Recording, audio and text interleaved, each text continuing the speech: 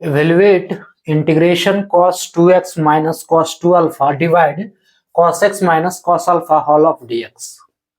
Hello dears, topic जो continue है integration, class 12 और डिप्लोमा के लिए है। इसको इंटीग्रेट करना है, ठीक है, एक्स के रिस्पेक्ट में। कैलकुलस का टॉपिक है ये। दिया क्या है, cos 2x minus cos 2 alpha divide cos x minus cos alpha. यहां देखो cos 2x का कोई रिलेशन है, कोई फॉर्मूला है। क्या फॉर्मूला है? 1 माइनस 1 प्लस 1 माइनस भी होता है, लेकिन प्लस वाला हम लेंगे। 1 plus cos 2x, 1 plus cos 2x is equals to होता है 2 कॉस स्क्वायर x। अब यहां से अगर हम cos 2x निकालें तो cos 2x इक्वल्स टू क्या होगा? 2 कॉस स्क्वायर x माइनस 1 होगा। हम यहाँ पे cos 2x के जगह 2 cos square x minus 1 put करेंगे।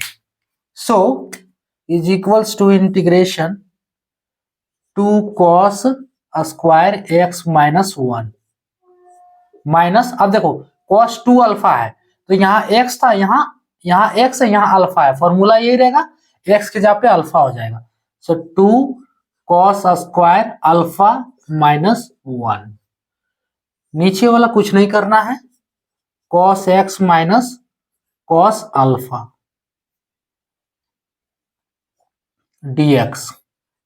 अब ब्रैकेट हटाते हैं, तो जब ब्रैकेट हटाएंगे सो 2 cos square x minus 1 minus 2 cos square alpha minus minus plus 1 divide cos x minus cos alpha. यहां से माइनस 1 प्लस 1 का काम खत्म हो गया, कट जा रहा है। Is equals to integration 2 cos square x minus 2 cos square alpha divide cos x minus cos alpha. ठीक है, क्या करो कि 2 को यहां से बाहर कर लो, कॉमन ले लो दोनों में से। दोनों में 2 है तो कॉमन आ जाएगा 2। सो ये बनेगा cos square x minus cos square alpha. ठीक है, अब देखो इसमें से कुछ आ रहा है फॉर्मूला। अगर इसे हम a मान ले, इसे b मान ले, तो a square minus b square किसका फॉर्मूला है? क्लास 6 का फॉर्मूला है ये। a प्लस बी का whole into a minus B का होल इज इक्वल्स टू क्या होता है? a square minus B square होता है। ठीक है, ये उम्मीद है कि ये फॉर्मूला आ रहा होगा आप लोग को। सो इज इक्वल्स टू, इसको इसी फॉर्मूला पे ब्रेक करो।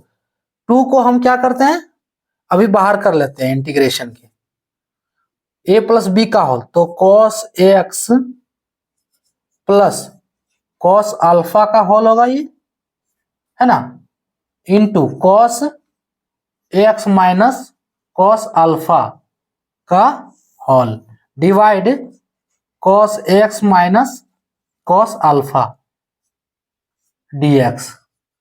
अब इसमें से देखो cos x minus cos alpha ये कट जा रहा है, क्या बच रहा है? 2 cos x plus 2 integration cos x plus cos alpha 2 integration cos x plus cos alpha इसका dx। अब दोनों के साथ इंटीग्रेशन लगा, है ना, दोनों के साथ इंटीग्रेशन लगा और dx लगा के अलग करो। सो इज इक्वल्स टू, बराबर देते जाना है, इज इक्वल्स टू ये होगा 2 इंटीग्रेशन cos x dx।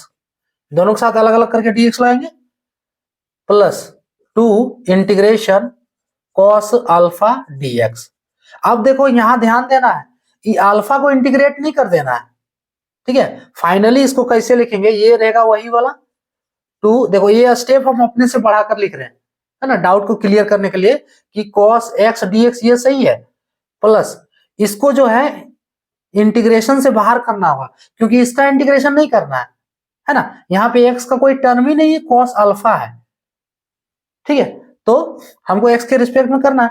सो यहाँ अल्फा है तो ये भी कांस्टेंट टर्म होगा, सो 2 cos अल्फा इंटीग्रेशन किसका होगा, dx का।